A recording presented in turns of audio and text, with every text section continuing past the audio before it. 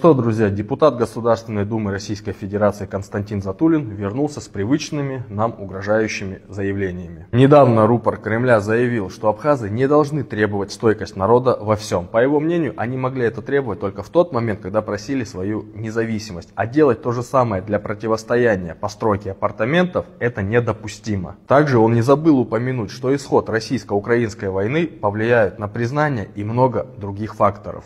Слова Затулина говорят прямо: Россия признала Абхазию, потому что вы, абхазы, у нас в долгу. А быть в долгу — это значит подчиняться беспрекословно. Очевидно, что упоминание об апартаментах не было случайно. Затулин дает понять, что этот вопрос займет важное место у новой так называемой власти Абхазии. В конечном итоге Москва показывает прямо, что Абхазия не может существовать без России.